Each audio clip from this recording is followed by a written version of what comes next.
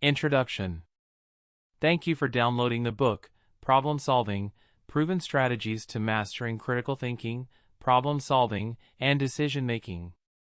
In this day and age of cutthroat competition, everybody is either trying to outthink or outdo each other. Each and every aspect of life has now taken on a very different dynamic, and everything ultimately leads to just being a contest. While running the race to win the coveted first prize, people try to apply as much of their brain force as possible in order to arrive at conclusive and advantageous decisions. If you are one of those who is finding it tough to match the footsteps of such lateral and out-of-the-box thinkers, then you have come to the right place. This ebook will be dedicated to the cause of understanding the concept of critical thinking, analyzing its various aspects, and looking at the different ways in which you can implement it to derive all its benefits. It will also provide you with detailed information on problem solving, the problems that we face, and also the procedure to use. There are examples that have been stated across the book that will help you understand the situations better. You will find that problem solving, critical thinking, and decision making go hand in hand. It is only through critical thinking and decision making that we will be able to identify a solution to any problem. These problems could be small or very big. But the process of problem solving is foolproof and helps you identify solutions with ease. The chapters cover the different strategies that you could use to solve a problem. There is also a detailed explanation on the problem-solving cycle. This process is usually used while working towards overcoming a problem. Problem-solving and critical thinking are usually directed towards managers and supervisors in a company. However, this is not true. Every human being faces problems in life. This process can be used to deal with those problems as well. The book will also look at your problem-solving skills and provide you with tips to increase your brain power and utilize common-sense solutions to solving problems at an elevated rate. This ebook will also help you improve your decision-making capacity and allow you to make full use of your potential in understanding how the human brain works and how you can successfully improve your life by making the best use of your mind power. By the time you have finished reading this book, you will start to realize how much more potential you have and be able to start to lay the groundwork for implementing critical thinking in your life. I want to thank you for downloading this ebook and hope it helps you improve your problem-solving and critical thinking skills. Let us begin.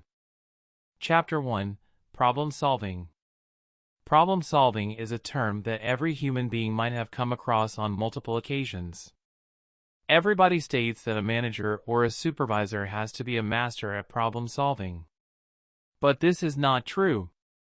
Every human being faces multiple problems in life that he must try to solve. For instance, a housewife has to plan the expenditure for her house carefully. If she finds that she is running short of finances, she must work backwards and see how she can overcome the problem while purchasing the same amount of products for her house. The process of problem solving is not relevant only to human beings. It could be related to most living beings. It was found that there are cats living in the Arctic region. Its climate is terribly cold and there is barely any life in the region. There are cats in the region though. Surprising, is it not? These cats are lean because their body burns the fat to keep it warm. It cannot last forever without food. There are rabbits in the Arctic too. These rabbits are food for the cats. The cat cannot chase the rabbit all over the region. It cannot lose all of its energy in chasing a rabbit that it might not catch. The cat actually analyzes the situation and checks on whether or not it should chase the rabbit. It takes into consideration the distance between the rabbit and itself. If it feels that it can chase the rabbit and catch it, it goes on its hunt. This is a classic example of problem solving. The problem at hand here is whether or not the cat must hunt for the rabbit. The cat uses the basics of physics in order to obtain a solution. The answer is very simple: yes or no. It is the method through which the answer is obtained that is problem solving. This method generally consists of using ad hoc methods to identify solutions to problems of any magnitude. These methods, though ad hoc, are used in an orderly fashion in order to obtain next to perfect results. A lot of these techniques are used in computer science, engineering, and mathematics. These techniques have been developed through the techniques studied and used in psychology. What is problem solving? Problem solving is that term that has found its place in most fields.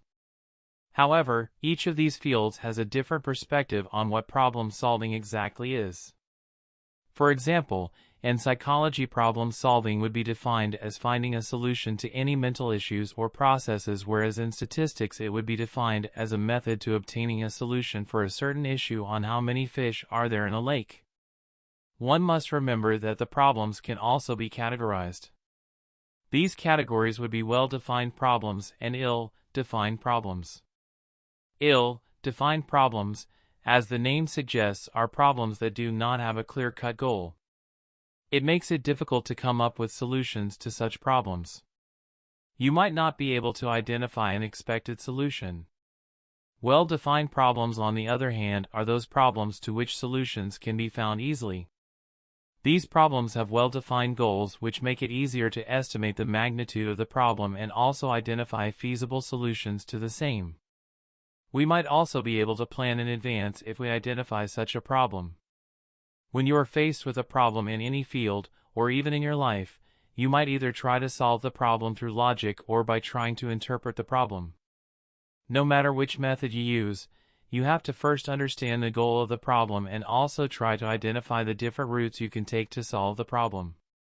This is the key to problem solving. You might sometimes have to resort to abstract thinking and try coming up with a creative solution. For instance, consider that you teach a bunch of 10-year-olds English. You have to cover the different parts of speech in an hour's time. You know that the children that you teach have a low attention span. Your problem here is to grab the attention of the kids for an hour in order to help them understand the parts of speech. You could either go about teaching them in the regular manner by using the text, or you can make it fun for them. This is a problem where you would use abstract thinking in order to find a creative solution. You know that your children love games. So you can come up with a brilliant game that they will enjoy. But ensure that this game also teaches them the parts of speech. The evolutionary perspective of problem solving. Everybody knows that the theory of evolution was stated by Charles Darwin. What we do not know is that this theory was developed to understand why there were so many categories of species that are found. It is also a very important theory in psychology, since it explains how different species were created for a certain purpose. These purposes were often the goals that the species had to achieve. Psychology uses these goals since it helps in trying to explain and to predict the behavior of these species. There are several components that are involved in evolution. The one that is most common is natural selection. Natural selection is a process where a design is chosen from a bunch of alternative designs depending on how it helps them reach closer to their goal. It is because of this component that everybody has to adapt to different situations. This is a major component in problem solving. The later chapters cover the use of alternate solutions, designs, to help a person achieve the goal, which is to solve the problem at hand. If the person finds that the adaptation was useful, it is passed on to the next generation. When compared to problem solving, the adaptations are the solutions which are passed down depending on whether or not they have worked well. Another main component is the method of sexual selection. This process has the characteristic that individuals rival against people of the same sex and find themselves attracted immensely to individuals of the opposite sex. The concept of rivalry comes very often in problem solving. People might find it difficult to avoid blaming one another when under pressure. However, this problem can be overcome as well. As mentioned above, every field uses problem solving, and each field has a different perspective on how problem solving works for them.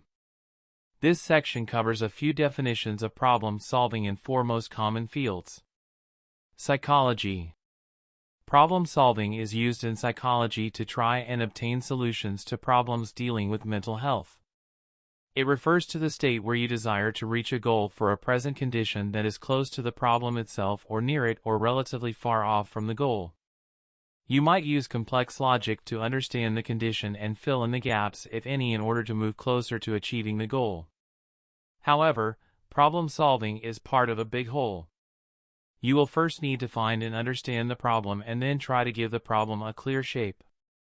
Only then do you move into problem solving. Problem solving is considered to be the most complicated function to the intellect. It is a process that requires the control over our cognitive minds and also over our fundamental skills. In this field, problem solving has two main categories: mathematical problem solving and personal problem solving. It is the latter that is harder to overcome. Although the most common method of problem solving that was used since the ancient times was mathematical problem solving, many psychologists have found evidences to believe otherwise. They believe that human beings use self-introspection, behaviorism, and experimentation to find solutions to psychological problems. For instance, if a person is depressed, he could use either self-introspection or experimentation to identify a solution to the problem. His goal is to overcome his feeling of depression. Once he has identified his goal, he can self-introspect and try identifying the root cause of the goal and identify a solution for the same. However, if he does choose to use experimentation, he would have to conduct different social experiments on himself to identify the cause of the problem, leading him to uncovering the solution to the problem too. Computer science and algorithms. Every software company that develops new software has to troubleshoot and solve problems that the new software might have. In the field of computer science and artificial intelligence, where algorithms are the methods through which the programs are designed, problem solving is a hero. However, it is not the only process that people working in these fields have to do. They have to first determine the problem that they face, then remove any duplication in the problem, analyze, and then solve the problem. For instance, if the programmers or developers find that there is a bug in the coding of a new app, they will have to first identify the line at which the error occurs. Once they find the error, they will have to check if the error has occurred anywhere else in the code. After identifying this, they can work on solving the issue that is at hand.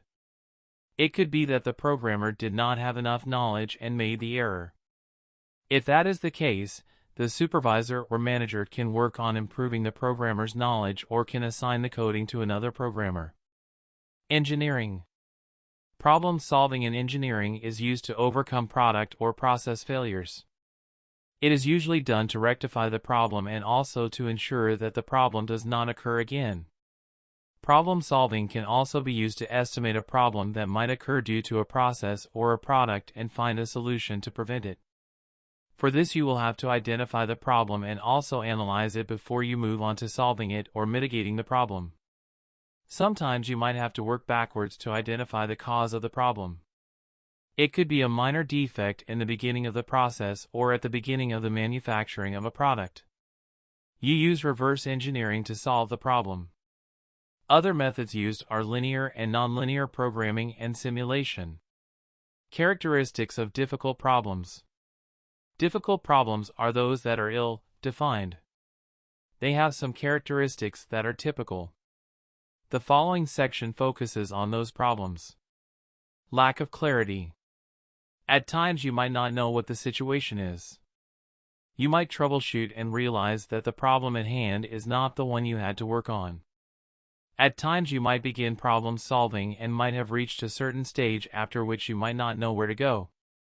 The goal to the problem is not explicitly defined, making it difficult to identify a solution. Multiple goals. There may be situations where there are multiple goals that you might have to reach. For instance, consider a company that manufactures soap. There might be a problem where the different departments, production, sales, and marketing, accounting, might have different goals. The production department might want to know what the problem with the quality of the soap is.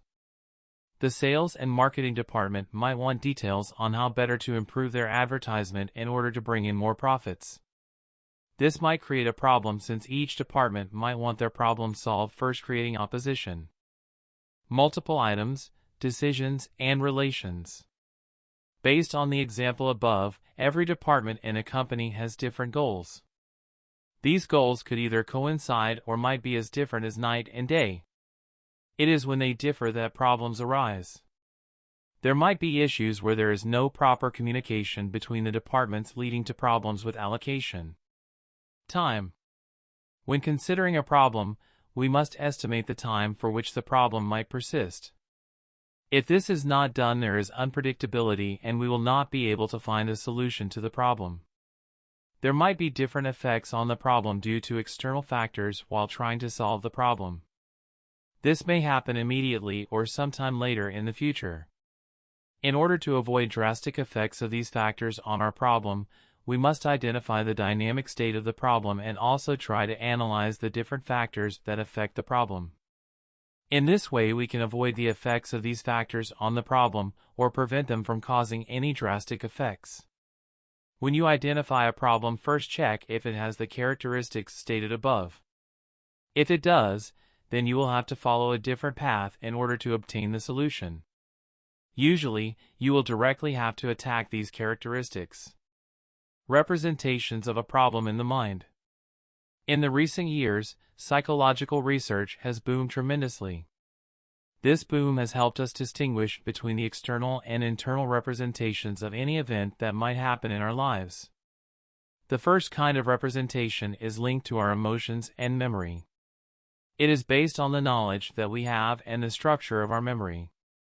The latter is based on our knowledge of the external factors like the environment, physical objects. It has also been found that the information that is a part of the internal representations is usually brought out through cognitive processes. Problems are defined as models that represent the situation that the agent is experiencing. In order to represent a problem, you will have to analyze it and break it down into several smaller components to make it easy. These components are 1. Objects. 2. Predicates. 3. State of mind and body. 4. The environment. 5. The operators, the causes of the problem. 6. How do we select the problem and the causes? The efficiency of problem solving is dependent on how your mind represents any problem that you face. This representation is usually hindered by personal experiences and beliefs. When you analyze the problem and change the representation of the problem from one to another, you will find that you are creating a space that helps you understand the problem in a new light. This is called restructuring. Look at the example below to have a clear understanding about restructuring. There are two boys of different ages. They are playing badminton. The older boy is a trained badminton player, making him more skilled. Whenever the two of them play a match, it is easy to predict who the winner might be. The younger boy is defeated continuously and starts to lose interest in the game. Now the older boy has a problem. He has nobody to play the game with. There are 4 ways in which you can solve this problem. 1. The older boy can be nice to younger boy by letting him win at least one game. 2. The younger boy can agree to play another game. 3. The boys could stop playing. 4. The older boy can shame the younger boy into playing another game. However, the older boy does not necessarily have to select the solution stated above. Instead of playing a game of competition, he can agree to play a game of cooperation. He can tell the younger boy that he will help him master the game like he did. They could begin with simple shots. Once they realize that the younger boy is not dropping any of the easy shots, they can move to the harder shots. That way the older boy is helping the younger boy learn the game better, and he has found a solution to his problem as well. Since this benefits both the younger and the older boy, it is accepted happily. The important thing to notice in the above example is that the older boy restructured the problem that he was facing. He understood that he had adopted a wrong attitude in the beginning, which made it hard for the younger boy to keep playing. This is how representations work in the mind. We try to analyze the problem deeply and see if there is any other way to represent the problem. You might surprise yourself when you realize that the problem that you are facing has a very simple solution. However, new representations can make problems difficult or easy depending on the magnitude of the problem. Barriers to problem solving. Problems are barriers themselves. But there are barriers that we might face when we are trying to find solutions to problems. The most common barriers that people usually face are irrelevant information, bias towards confirmation, baseless constraints, mindset, and fixedness to one method of solving problems. The following section covers these constraints in detail. Irrelevant information.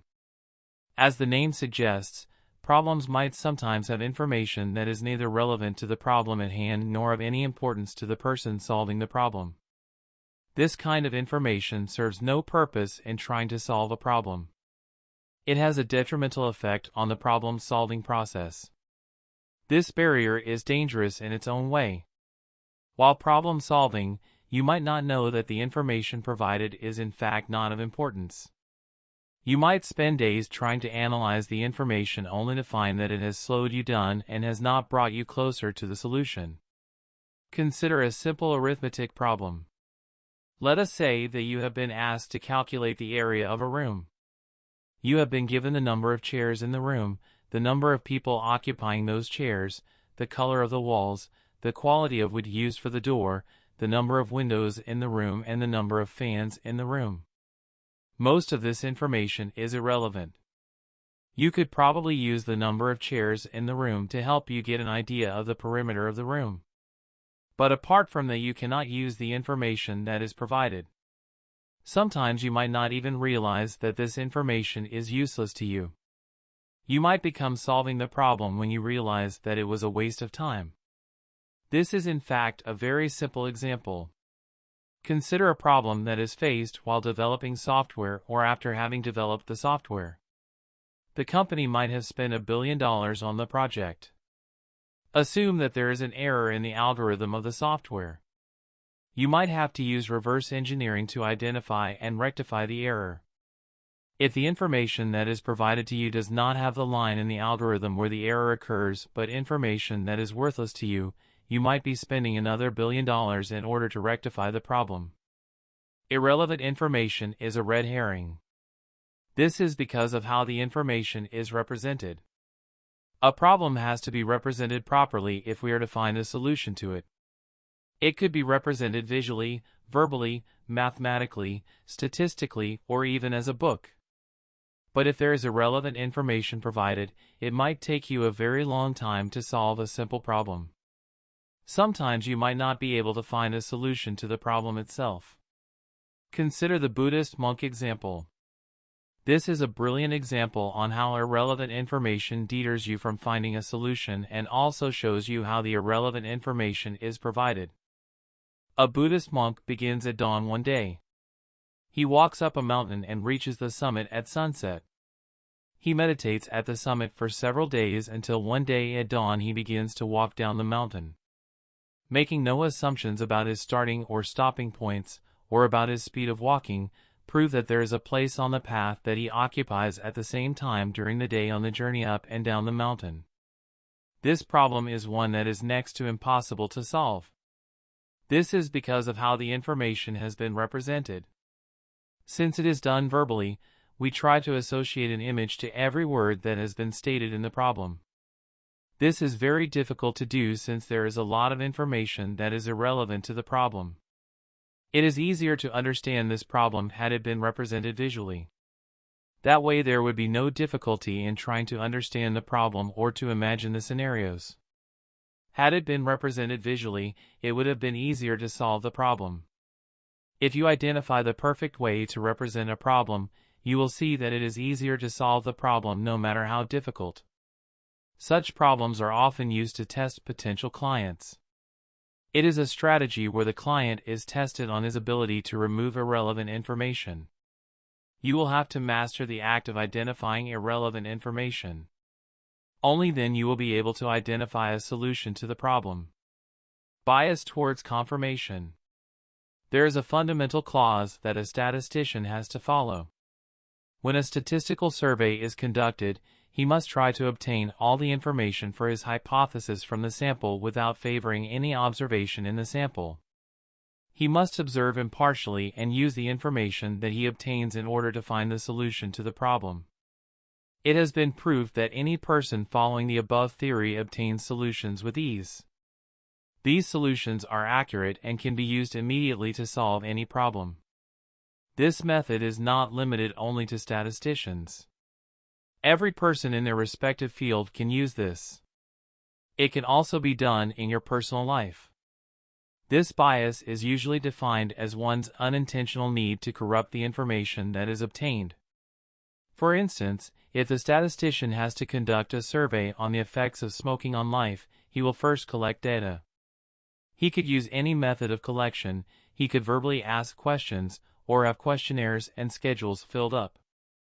He might have a notion where he believes that smoking causes death to the smoker and also to the people around the smoker. He might try to lean his analysis towards that notion. This is done unintentionally but might make it difficult to identify a suitable solution. Mindset. This barrier was first stated by Abraham Lookins.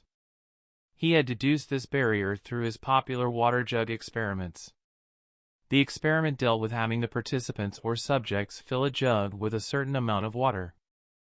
They had to achieve this by using 3 other jugs that were of different quantities. They could only use these jugs one time each to fill the jug up.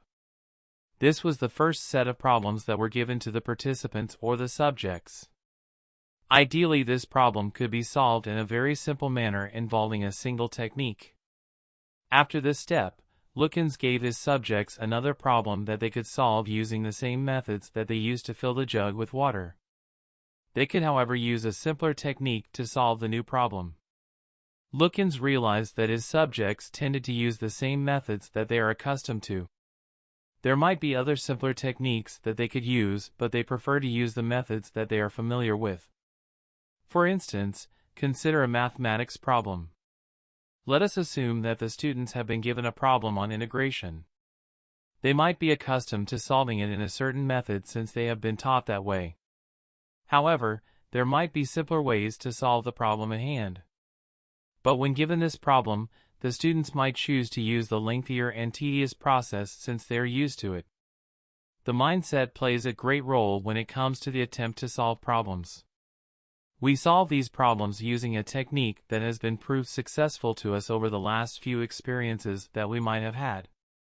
But this does not necessarily mean that the solutions obtained through this method will derive optimum or accurate solutions to the similar problems that we might face now. It is ideal for people to think beyond their experiences and find solutions to the problems they might be facing. This was demonstrated by Norman Maier in 1931. His experiment challenged his subjects to solve a problem using household tools, pliers. They were asked to use these tools in an unconventional manner. It was observed that the subjects could not view the object any differently from how they had viewed it over the last few years of their lives. They had created an image of the object in their mind and had associated a use to that object which prevented them from thinking otherwise. Most people avoid deviating from their mindsets. This phenomenon is termed as fixation. Fixation is a psychological phenomenon that is an obsession with strategies that have been attempted previously. These strategies are usually unsuccessful in solving problems that are new but similar to the old ones. It was revealed by Jennifer Wiley in the late 1990s that people with expertise in a certain field were bound to create a mindset. She conducted thorough research and concluded that these people who were considered experts in their field were in fact people with the problem of fixation. Chapter 2: Problem-Solving Strategies. We have covered the different barriers that a person might face when trying to solve a problem. This chapter covers the different strategies that can be used to solve problems. However, it is not limited just to these. There are many other methods. These methods are a few of the most common strategies that have been used in the process. Problem-solving strategies are those steps that are used to identify the problems that one faces while trying to achieve a goal. This is usually referred to as the problem-solving cycle. The cycle usually begins with identifying the problem, followed by defining the problem, the goals, try to identify a strategy that could be used to decide on the problem, separate the relevant and irrelevant information, and land on an accurate solution. This is called a problem-solving cycle since problems keep arising. The minute you finish solving one problem, you have the next problem right before you. This problem-solving cycle is explained in detail in Chapter 3. The techniques given below are the strategies that are most commonly used while solving problems. Abstraction. Abstraction is a technique where the actual problem is broken down into smaller problems. Each of these problems is first solved in order to find a solution to the bigger problem. These solutions are first tested on a system. If the solution works, it is applied to the real system. Another name for this technique is to divide and conquer. This technique was used by most armies while invading any country during the medieval period. For instance, consider a mathematics problem on differentiation. The problem here is to identify whether the function provided is a maximum or a minimum function.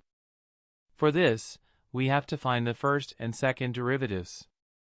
Once we find the first and second derivatives, we can deduce whether or not the function is maximum or minimum. Here you have used abstraction to solve the problem.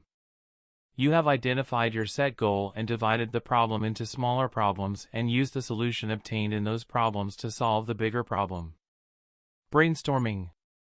Brainstorming is a perfect strategy to use when there is a group of people involved in solving the problem. This is a great technique since multiple methods to solving a problem come up during discussions.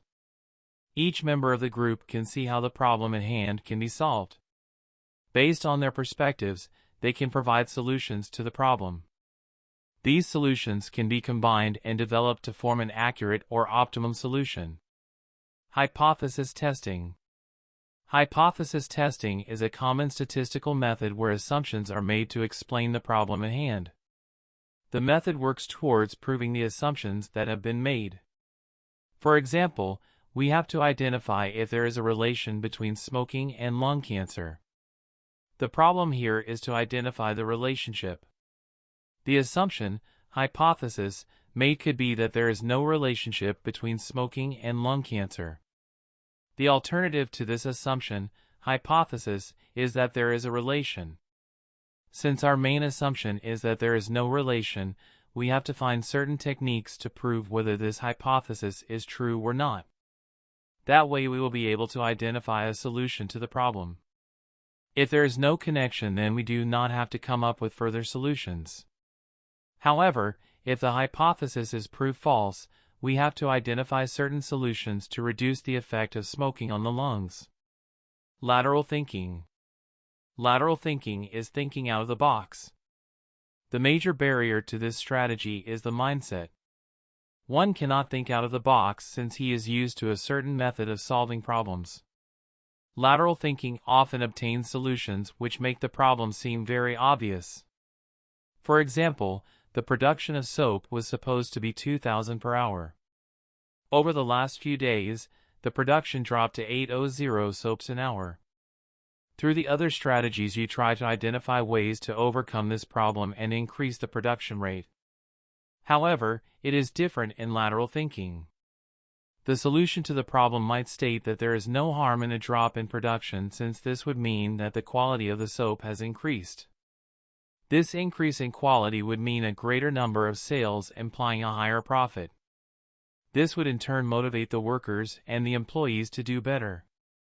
Means-end analysis. In means-end analysis, you create sub-goals in order to reach the final goal.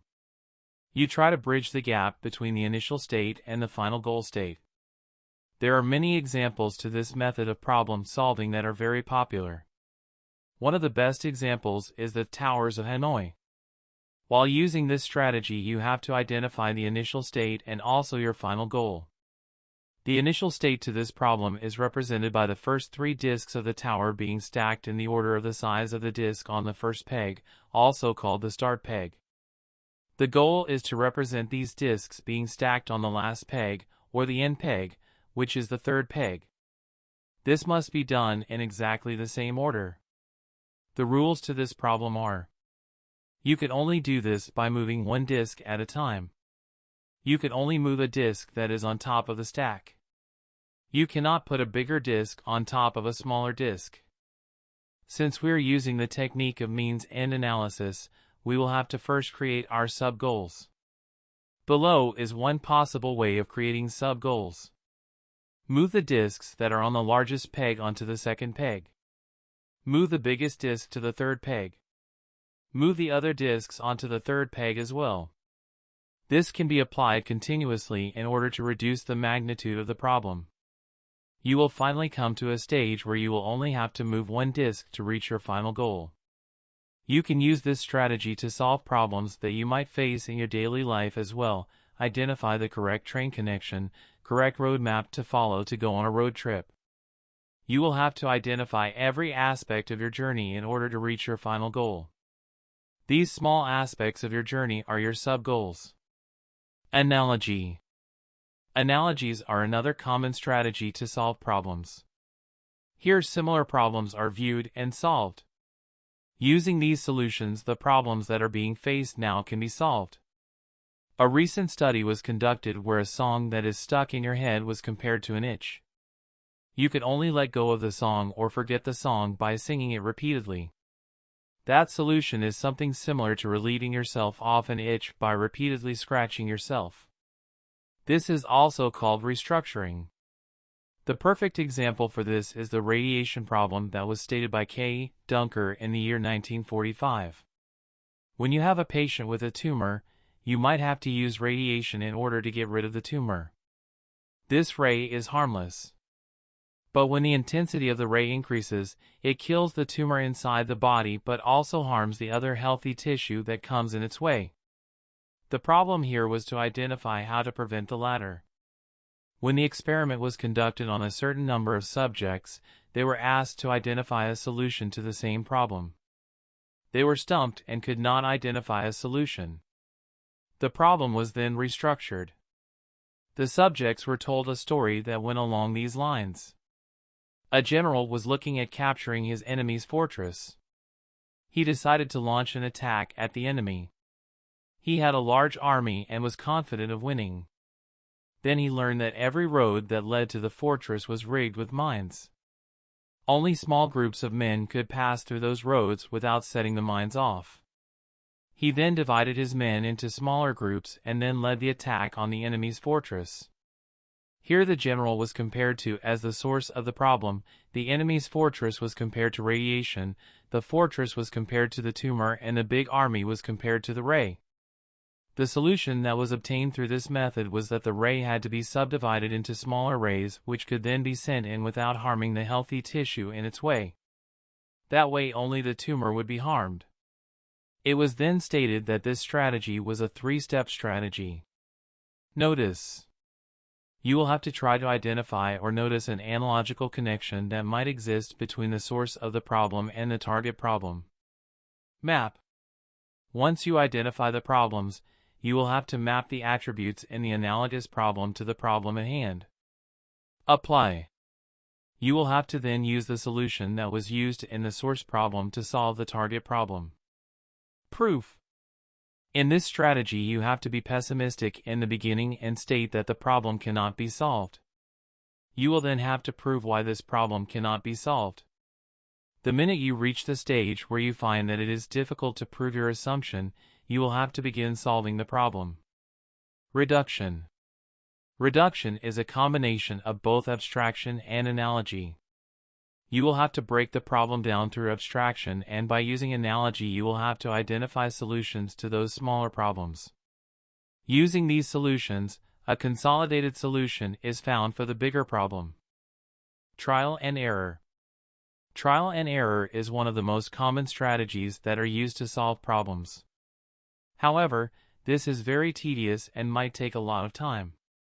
Here you will have to try and use all the different solutions that you might find to solve a problem.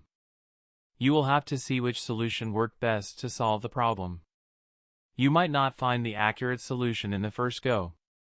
The barrier, mindset, might actually prove helpful in this situation. You can use all the solutions that you are used to in order to solve the problem at hand. Chapter 3: The Problem-Solving Cycle. Problem solving is usually looked at from two perspectives. The first perspective is that there is only one solution to the problem that is at hand. Mathematical problems are a classic example of such problems. If you have an equation with one unknown, you only have one solution. You cannot have multiple solutions to solve an equation. This type of a perception is grounded by psychometric intelligence. The second perspective is problems that have solutions that constantly change. These are usually socio-emotional problems. For example, your favorite color is a problem since it changes almost every day and it might sometimes depend on your mood. Another example would be what to get you for your birthday. You might not know what you want, or you might want so many things, making it hard for you to decide. This chapter covers the general problem-solving cycle followed. This is a rational approach. You must remember that all problems cannot be solved using this approach. However, this will help you get started and will help you work towards solving your problem, whatever it might be. Define the problem. Defining the problem is the hardest part. We usually tend to worry about the problem before trying to identify what the problem actually is. We perceive a problem, which might not actually be the problem, and start worrying about it. Instead, try to define the problem. Defining the problem with help from others. When you are trying to define the problem, you must ask yourself and others involved in the problem the following questions. What are the causes to the problem? Here you might not identify the main causes as such, but it is a start. You have to keep in mind that you are not blaming somebody as a cause to the problem right at the beginning. The person might be the cause, but see what led to that person being the cause of the problem. B. Where is the problem actually occurring? C. How is the problem occurring?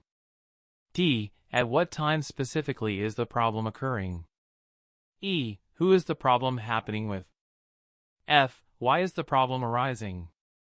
Here you will have to jot down the exact details as to why the problem is occurring. Finally, you will have to take a sheet of paper and summarize the above answers. You could begin with the following: is not happening because of underscore underscore underscore underscore underscore underscore underscore underscore underscore underscore underscore underscore underscore underscore underscore. Defining complex problems. This step also requires you to follow the steps F that have been stated above. However, since you find that the problem is overwhelming, you will have to break it down and make it simpler. Repeat the steps F for these smaller problems in order to define the complex problem as a whole. Check your understanding of the problem.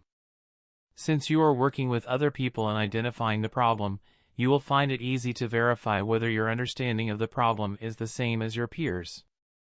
Prioritize your problems. We usually confuse important problems with urgent problems. Important problems are those that need to be addressed first. For instance, while at work you might be answering calls that you deem are urgent. Since these calls are urgent, you do not necessarily have to answer those over important calls.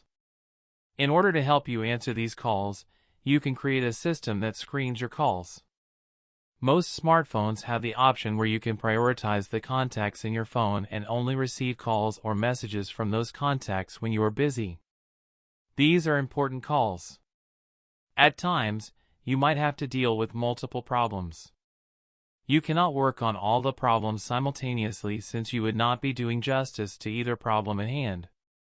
What you could do is segregate these problems into the categories of important and urgent. This categorization is similar to that of your phone calls. Identify your role. It is essential that you identify your role in the problem. The way you perceive your role in the problem greatly influences how you perceive another's role in the problem. For instance, if you are stressed out, you might find that everybody else who is a part of the problem is stressed out. You might also blame somebody else in haste. If you feel guilty, you might excuse another person's role in causing the problem. You might end up taking the complete blame. Identify potential causes for the problem. There is a lot to know about things you do not know. Since you do not have too much information about the problem at hand, you will need to use help from your peers. You will need to understand the perspective of the people who are facing the problem just like you are. People, however, might not be willing to provide the information that you might ask. They might be influenced by others, making it difficult for you to gauge the cause of the problem. You might have to obtain the information separately. You must write down your perception on the causes of the problem as well. You can then compare the different perspectives and then identify the actual cause or causes of the problem. You must then clearly define the cause. You can follow the steps that are provided to you when you are trying to define your problem. Repeat the steps F to help you define the cause. This brings you one step closer to identifying a solution to your problem. Try to identify a strategy and a solution. Now that you have defined the problem and also identified the causes to the problem, you will have to work on identifying the solutions. If this is a problem that you and a group of others are facing, you can use the strategy of brainstorming to identify solutions that will help you solve the problem with ease. You cannot always use this strategy. If this is a problem that you are facing on the personal front, you might not want to involve any other person. At such a time, you can use the strategy that you feel most comfortable with. The different strategies that are commonly used are described in Chapter 2. You have also been given examples to complex strategies that will help you identify the best strategy that you can use. Select the most feasible solution. You would have identified a lot of solutions to your problems through the previous step. You will have to now select the best approach to solving your problem. You will have to consider the following when identifying the best solution to your problem. A. Which solution will solve the problem for the short term as well as the long term? B. Are there any risks associated with the solutions? C. Is it a realistic goal to use the solution to solve the problem? D. Is it financially viable?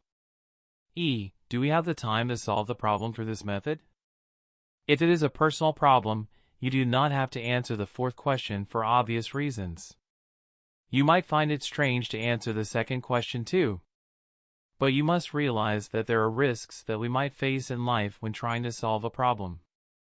There might be repercussions to any problem that might have been solved using a particular method. Plan on how to implement your most feasible solution. The following section helps you plan on how to use your most feasible solution to solving a problem. You will have to remember that there are two sides to a coin. In the same way, there might be two sides to a solution that is used to solve a problem. The solution could either create a good effect or a bad effect. You will have to carefully consider the consequences, good or bad, to the solution. B. What steps should be taken to use this solution? C. Are there any changes that you might need to make in your systems? If this is a personal problem, you might have to identify if there is anything that you might have to change about yourself in order to overcome the problem. D. You will need to verify whether or not the steps in the solution are being addressed. This is a checkpoint for you. You will be able to estimate the time in which the problem can be solved.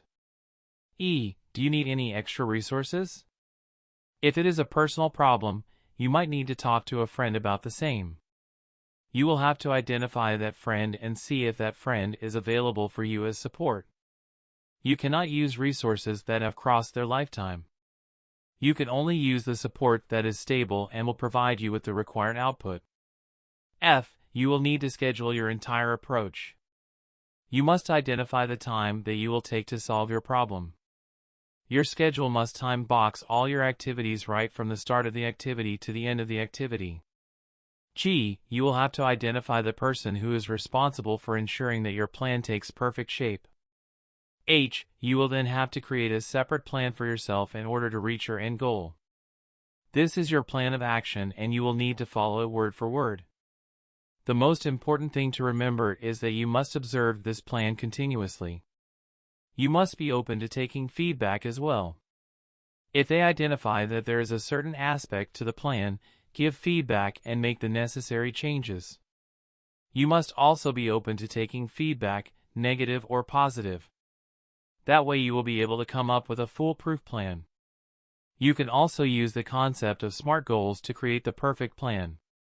SMART is an acronym for S. Smart, M. Measurable, A. Achievable, R. Realistic, T. Time-bound. This acronym helps you create goals with ease. The words speak for themselves and do not require too much of an explanation. You can use this as an alternative to create an easy and accurate plan. Constant observation. You will have to monitor the implementation of the solution closely. You will have to create indicators at every step of your plan to identify your successes. You can frame these questions at every stage to check whether you have achieved your minor goals. Are you happy with what you are receiving as an indicator? You might have decided that if you have overcome a particular aspect of the problem, you have achieved success in that endeavor. However, you might not be satisfied after having achieved this. You might then want to change your indicators. It is advisable to do it at this stage. B. You will have to see whether your plan is going according to the schedule. If you find that your plan is getting over before schedule, it is a good thing since you will be able to address other problems.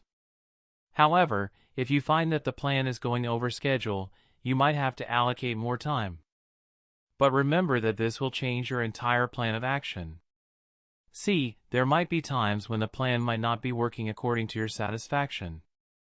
You might have to identify whether the plan that was decided upon was realistic and whether or not was time-bound. You might have to change your SMART goals. At times you might just have to time box it slightly differently. Check whether or not the problem has been solved. This is the final step to the problem-solving cycle. This one step gives you all the joy in the world since it bears the fruit of your hard work. One of the best ways to check whether the problem has been resolved is to revert back to the regular flow in the organization. Although the problem has been solved, there are some aspects to consider. What can be done to avoid similar problems like the one faced in the future? Do changes have to be made to existing policies, technologies, and work ethics? B. Identify the learning from the entire process. You might have identified solutions for problems that have not taken shape yet. You must keep a tab on all the learning in order to safeguard your organization. If it is a personal problem that you have overcome, you can see what changes you can make in your behavior to avoid facing such similar problems in the future. Write a brief memo to keep the spirits of your peers and yourself up. Highlight the best parts of the problem-solving process and ensure that everybody knows about it. Let us now work on a personal problem. We will try to identify the process of trying to solve the problems a person with a chronic illness faces on a regular basis. Problem solving for personal issues. Now that we have covered the strategies and the problem-solving cycle, we have a good idea on how to solve problems. However, it is difficult to do so when you are suffering from personal issues. You face a few more problems when compared to the corporate problems. You will need to follow a systematic method of solving these problems.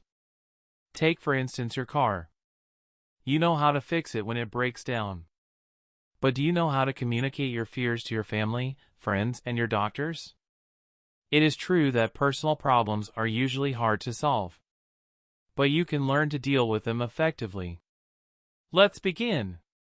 How does problem solving help with personal issues?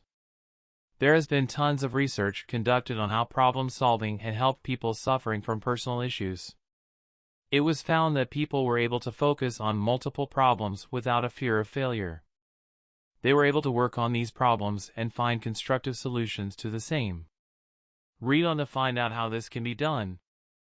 Identify the problem. Like stated in Chapter 2, the first step to problem solving is to identify the problem. The main problem that you might face when you have personal issues is that you might not be able to meet the demands of your family, friends, work, or your health. After having identified that, try to see if you can describe some of your observable behaviors. These behaviors can be changes to help overcome the problem as well. You must be aware that at times there might be more than one problem that you might have to solve. These problems could be interrelated. You might find that even after solving one problem you have difficulty since the root problem was not addressed. You must aim to find the root cause of the problem since that makes it easier for you to create a plan and progress towards achieving your goal. Look at the following example. Adam and Eve have had a baby. After taking care of the baby for 3 years, Eve wants to get back to work. Adam would love it if Eve had a career, but he is worried about childcare. He feels that Eve should not go back to work because it is not financially viable to spend on childcare. He is afraid that she might find him less interesting once she makes friends at work. Eve senses Adam's unease and does not bring her dream up after the first time. She does not want to lose Adam. She starts losing confidence about starting her career once again. But she brings it up when they face a financial crisis. She states that they would not have been in this situation had Adam let her go back to work. In the above example, there are multiple problems that could be identified. A. No good childcare. B. Difficulty in communication. C. Eve's lack of confidence. D. The mismatched expectations. E. Fear of losing each other.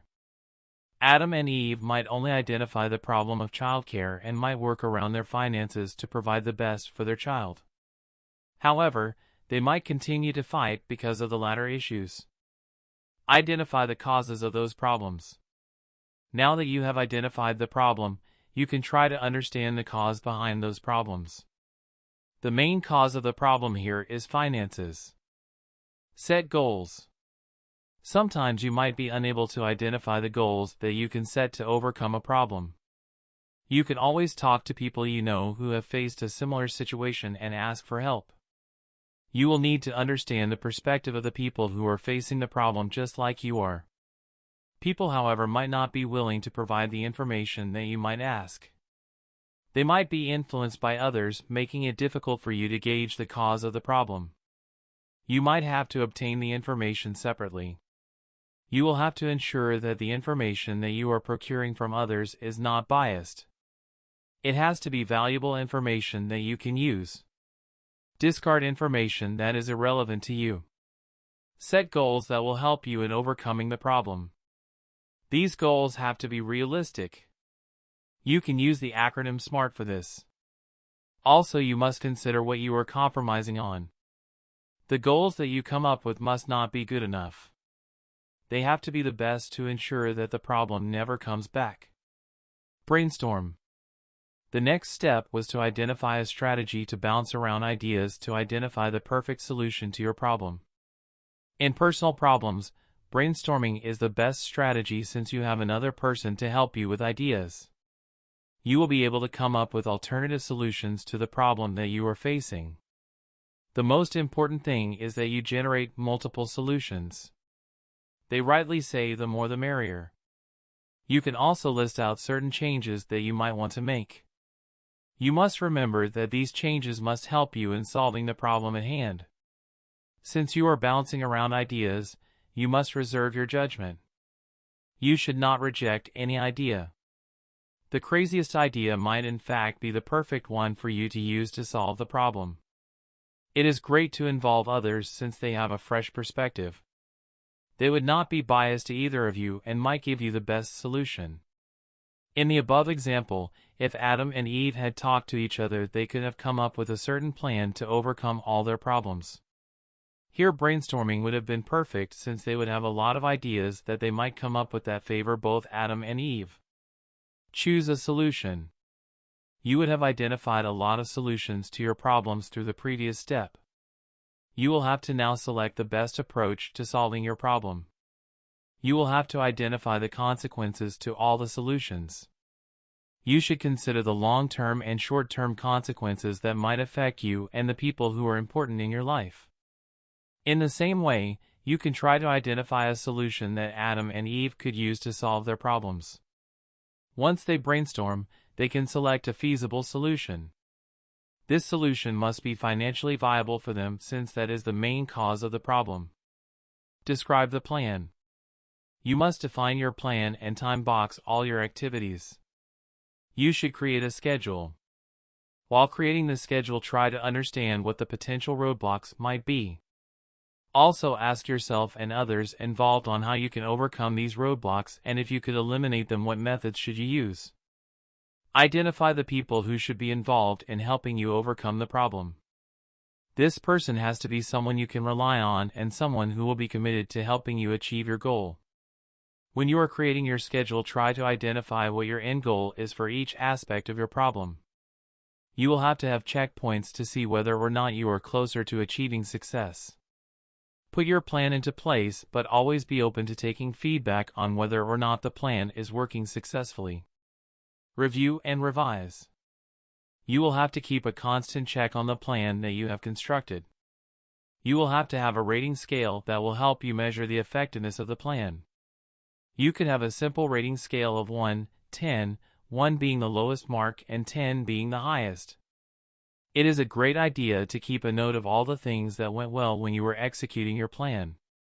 You have to also keep note of the things that made you feel happy. Even if the plan was not the perfect plan, you might have made some changes that have impacted your life for the better.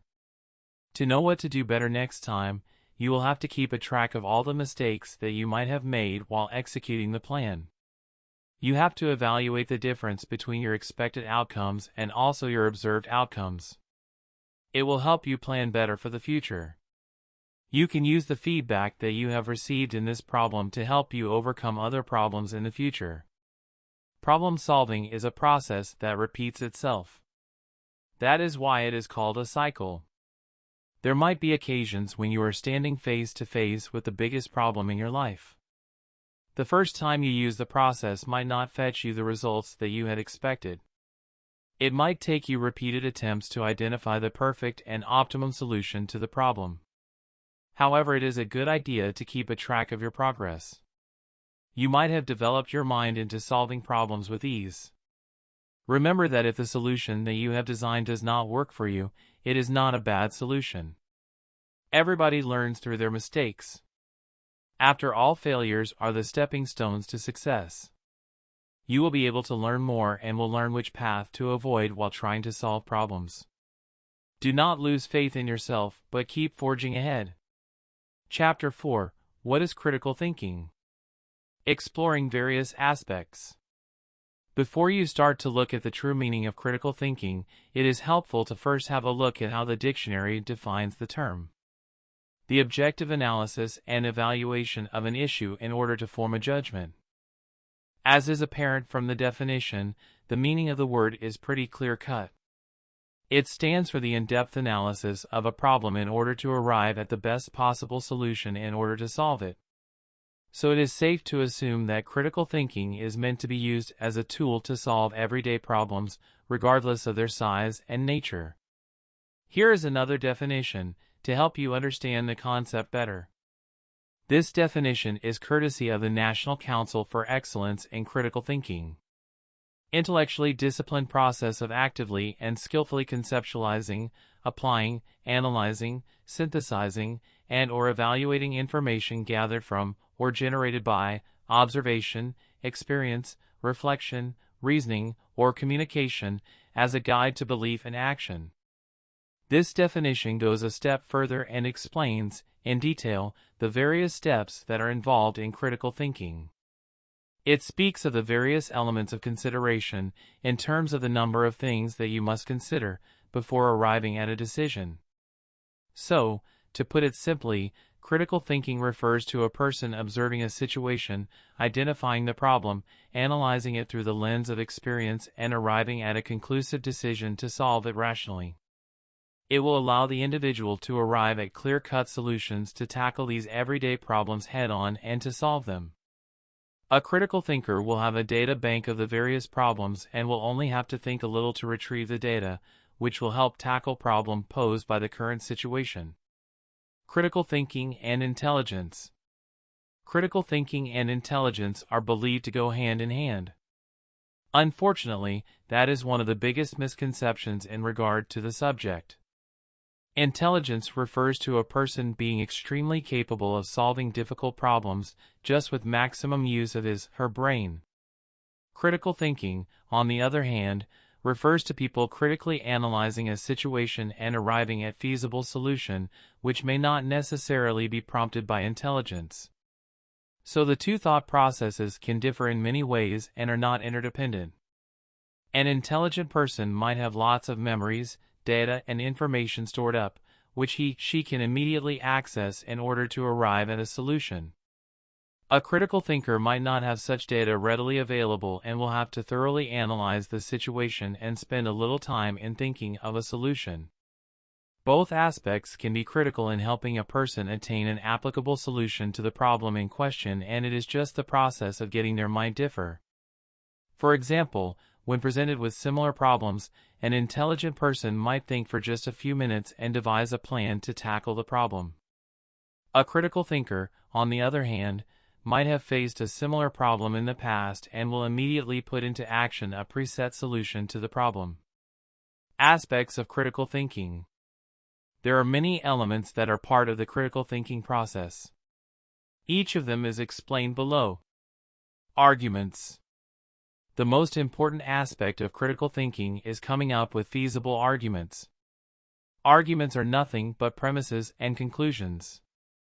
Although this is seen as being the last step, it is also one of the most important. A critical thinker is required to set up arguments and draw logical conclusions from it. Analyzing arguments. Once the various arguments are finalized, a person must identify the vague and incoherent arguments. In order to do so, the thinker must view the argument through the lens of suspicion and identify the solutions that are most vague. Safeguarding the facts. The next step for a critical thinker involves identifying all the facts and making sure that nothing has been left out. It will be important to safeguard the facts so as to avoid losing any crucial data and also not allowing it to get mixed with the logical arguments. Once all the facts have been established, the thinker can safely move to the next step. Evaluation. Critical thinkers are required to analyze if the existing premises point toward conclusions. That is to say, if the premises hold any truth to them, then so should the conclusions. They need to be interdependent and, more or less, extremely similar in nature. If they are too vague, then that might cause problems during the implementation of the solution. Implementation. Once all the solutions have been arrived at through critical evaluation, viz. evidence collection, argument formation, fact differentiation, etc., they need to be applied practically. This is one of the main steps, as no problem can be solved without practical application of feasible solutions. Arguments against critical thinking. Many people argue that critical thinking will diminish a person's creativity as she will always apply a preset or predefined solution. That will, in turn, not allow her to think laterally, thereby not promoting creativity. That is not true. No critical thinker will apply the preset solutions as is. They will have to modify it to suit the current situation. There can never be a proper and preset solution that will be readily available and only an outline or a skeleton will be present. It will be the thinker's duty to fill in the muscles and the organs.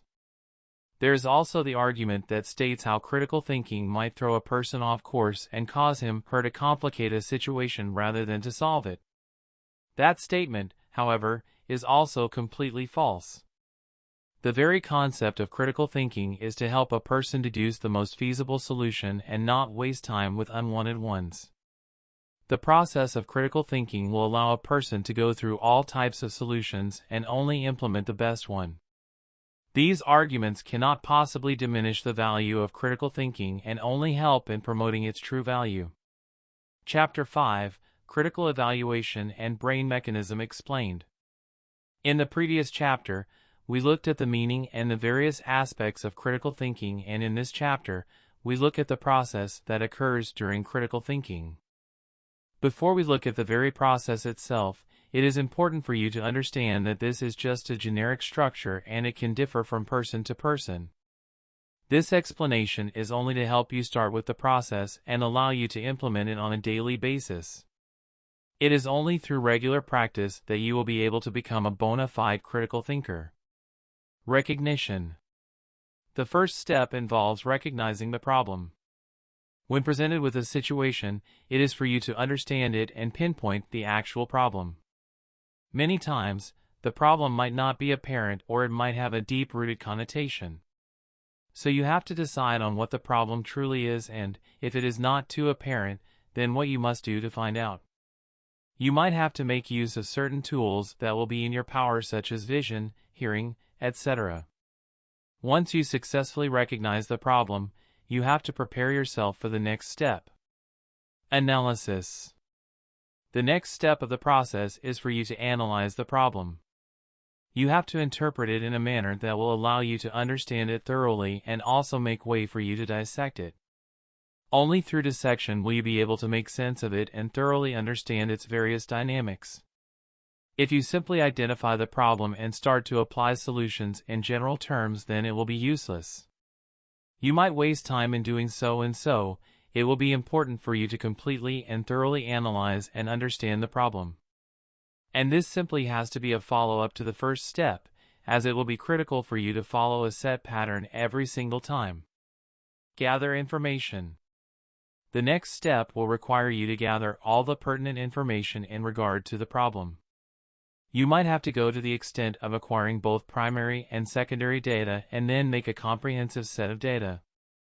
The information must be pertinent to the situation and the problem, and you must avoid collecting and gathering data that will not be of any use to the situation, thus recognizing data that is only vaguely related to it. At the same time, you have to also try and collect lateral data that will allow you to question the truth and thereby strengthen your analysis. So don't be shy to collect data that will be abstract in nature. Logical analysis.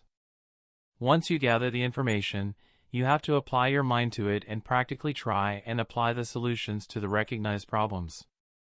All the data that is collected needs to be interpreted thoroughly so as to allow you to arrive at feasible and situation-specific solutions. Again, the solutions must be specific and not generic. For example, if a baker wants to expand his business, then he must ideally invest in more equipment as opposed to expanding the size of his physical shop. All the data that is collected must be put to use, as the dynamics of the solution can vary depending on the amount of data that is analyzed. Arguments. One of the most important aspects of critical thinking is devising arguments. Arguments are nothing but a set of statements, with one being the solution and the rest being premises to it or mere assumptions. It is the critical thinker's duty to surmise which statement is the solution and which one is a mere assumption. Decision-making. Once all the solutions have been obtained, after careful analysis and practical application, only the best solutions must be finalized. You have to make the decision of finding the best solutions and also use bona fide foresight.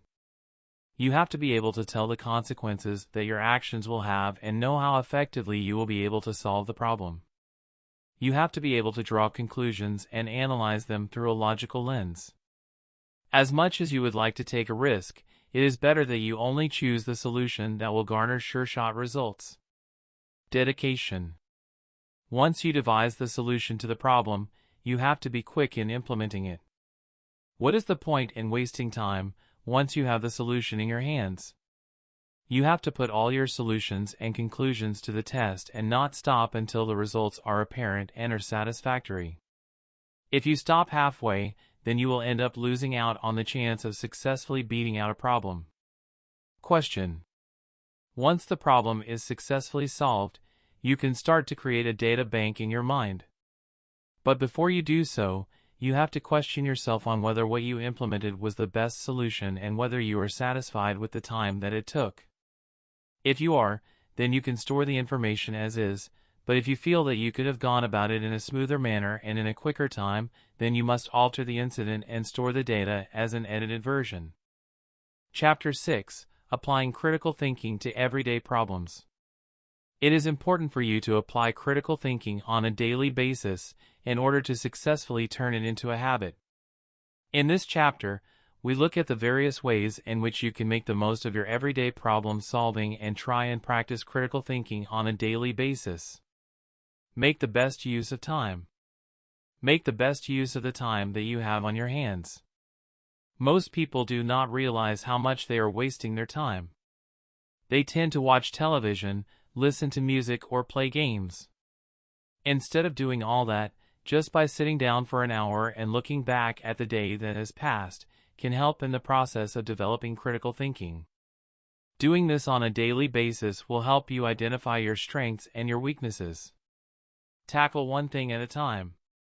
When you analyze your daily activities and identify your strengths and weaknesses, you must try and tackle one problem at a time.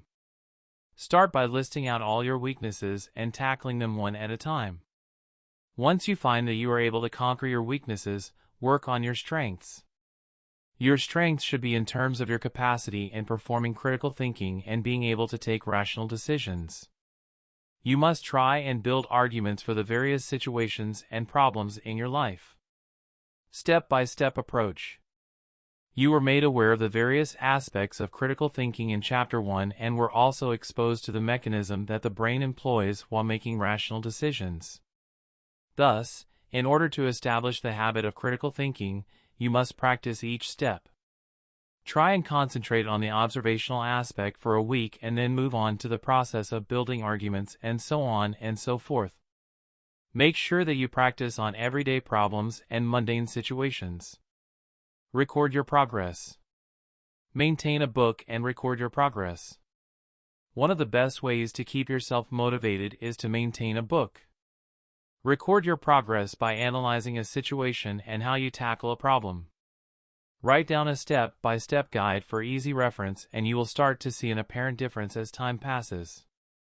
Write down a lesson at the end of each page so as to understand the right and the wrong approaches that you have learned. Modify your habits. You must modify your daily habits in order to incorporate critical thinking. Consciously make time for the habit and try to spend some time on a daily basis trying to improve your thinking capacity. Understand your forte and try to indulge in diverse activities. Tackle your autopilot mode. You must learn to tackle your autopilot mode and try to stop taking unconscious decisions.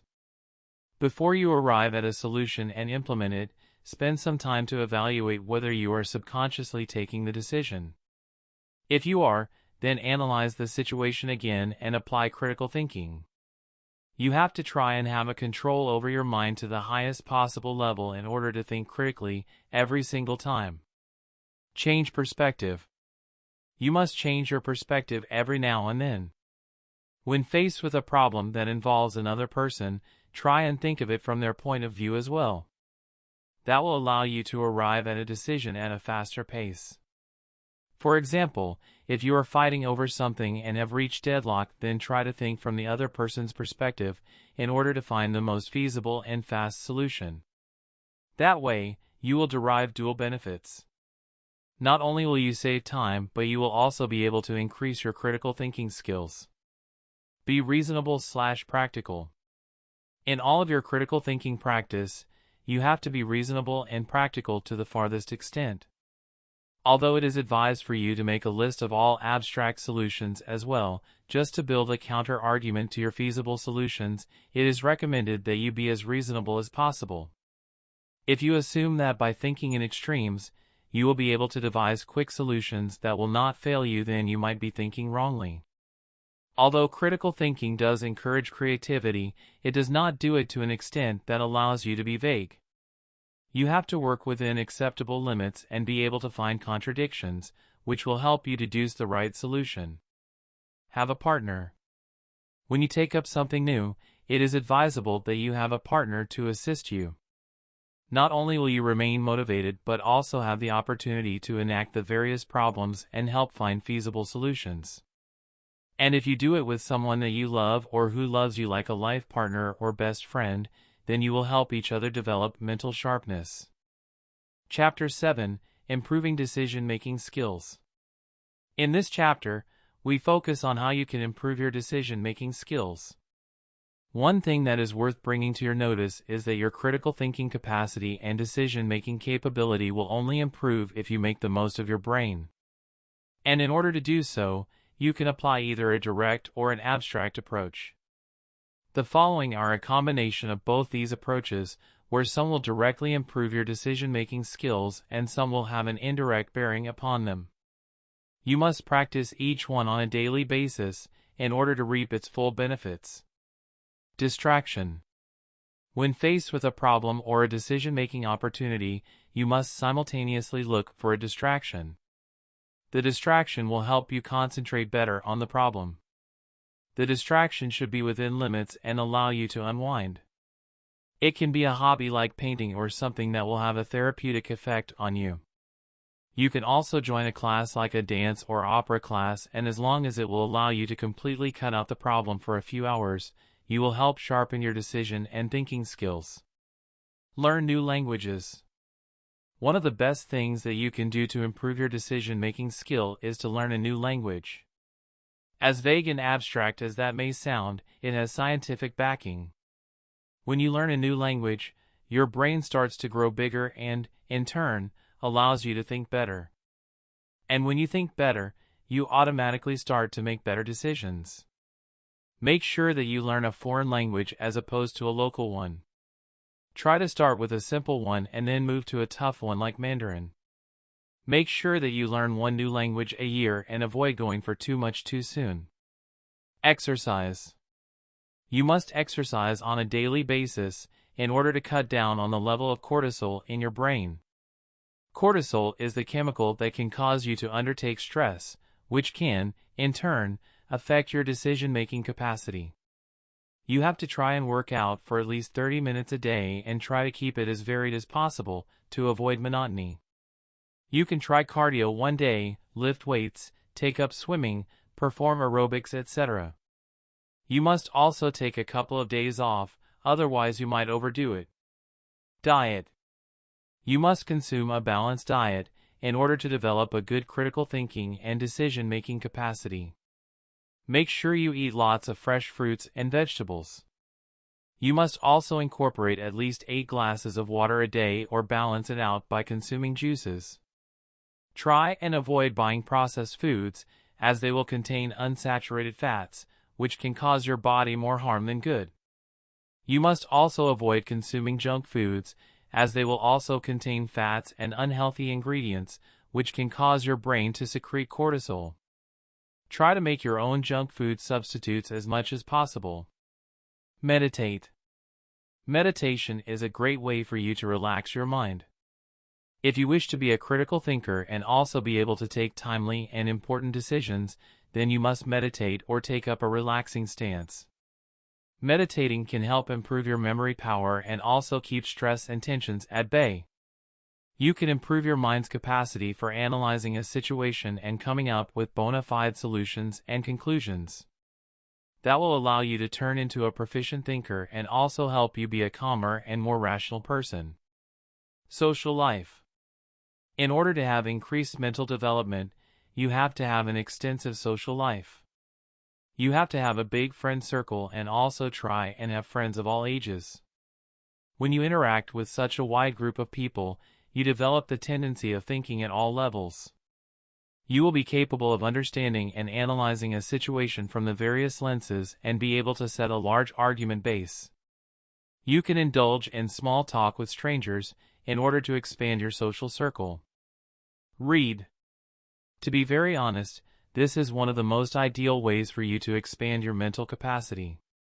You have to read on a daily basis in order to understand the various ways in which you can increase your potential. You must read the newspaper daily and be up to date with all the latest news. You must also read books of all genres. You can join a book club in order to keep you motivated and meet other readers and openly propagate your thoughts and opinions. You can also read a book in a foreign language, which will keep you more concentrated on the subject matter. Explore. You have to travel around in order to expand your mental horizons. How can you live under a rock and be intelligent? You have to get out there and explore the world. You must make the effort of going to the various places the world has to offer and try understanding each and every culture you come across. You can also take your family along, as it will help you establish a better bond. When you feel connected with them, you feel relaxed and rest assured that come what may, you will always have their support. That assurance will allow you to take risks and arrive at better decisions. Chapter 8: Benefits of Improving Thinking Capacity and Decision Making. Now that we have looked at the various things that you can do on a daily basis to improve your decision-making skill, it is worth looking now at the benefits of utilizing critical thinking in problem solving. Professional benefits. Idea building. Critical thinking can help in building new ideas. Say, for example, a new problem arises at your workplace. By employing group critical thinking, you can come up with a lot of solutions, which will help in the formulation of arguments. Once the arguments are analyzed, you can zero in on the best solutions. Slowly, you will create an effective databank and be able to solve problems at a faster pace on a daily basis, thereby increasing your productivity. Teamwork. Critical thinking can help build teamwork. When a problem arises, everybody will have to discuss and determine the various ways in which that problem can be tackled. When such group meetings occur, people are bound to grow closer. Teamwork building will help everybody that is involved and help you to find answers that suit the team. Progress. No company will stagnate when the workers employ critical thinking. There will be no room for monotony, as creativity will be encouraged every time that there is a problem. The company is sure to progress, and so will the company employees. Client building. By providing meaningful and feasible solutions to your clients, you will increase your customer base. And by doing so, you will increase your profits and allow your business to grow. Your customers and clients will be appreciative of your lateral and out-of-the-box thinking methods in providing them with quick solutions, and, through word of mouth, your business will grow. Social. Better compatibility. Critical thinking can promote open-mindedness. With such an attitude, it will be easy for people to get on together. Society will come together as an entire unit and try and find feasible solutions to the various problems that arise. Compatibility is one of the main factors that determines whether a society can survive and progress together, and through the implementation of critical thinking and subsequent problem solving, it will be extremely easy to establish compatibility. There will be less fights and more progress. Bigger reach. When you apply critical thinking and solve problems, people will take an instant liking towards you. You will be much appreciated and your friend circle will grow. You will start to make friends with people at all levels, which can, in turn, improve your professional life as well. You can also attain a very influential position and can command a lot of respect. You will drive away any negativity and allow only positive people and circumstances to surround you. Personal. Less misunderstandings. When you have critical thinking as an option, you can help avoid fights and distance misunderstandings. With fewer problems on the home and personal front, you will be able to concentrate better in your workplace. It will help you in increasing your productivity and making the most of your intelligence. You will not have to worry about going back to people who do not understand you, and, just by thinking from their perspective every now and then, you will be able to help them look from yours. And with such compatibility, you will remain motivated to practice more and more critical thinking and apply it to all the various problems in life, small and big. Better genes. If you include the habit of critical thinking into your life on a daily basis, then you can imbibe it in your genes. And once it is completely imbibed and a part and parcel of your DNA, then you will pass it on to the next generation. You will help your children and grandchildren develop the same habits as you and thereby create a bright future for them. And if you can get your partner to join in and practice critical thinking on a daily basis, then you will double the chance of your kids developing the habit and consequently leading better lives. Conclusion. I thank you once again for downloading this ebook and hope you had a good time reading it. As is apparent, the book's main aim was to propagate the idea of lateral and critical thinking and showing you how you can solve your problems on a daily basis. The idea is to also help you understand the process of problem solving. There is a chapter that gives you the steps that you can follow to overcome any problem. Under the same chapter you have been given an example which shows you how you can solve the problem of facing a chronic disease.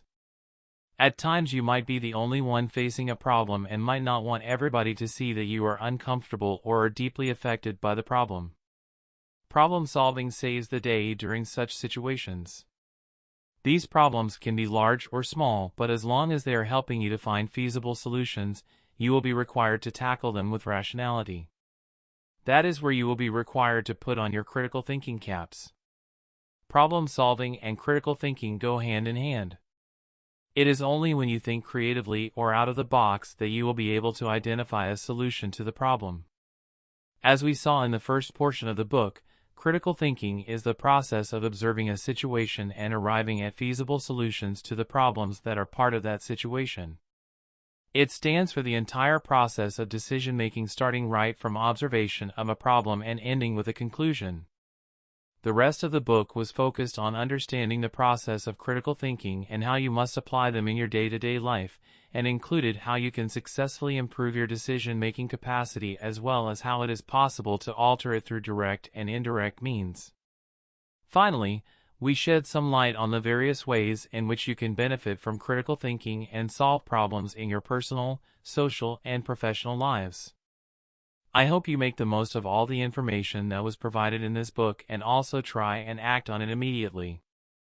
It is also hoped that you increase your level of thinking and develop the confidence of solving any problem with rationality and increase your productivity at the same time.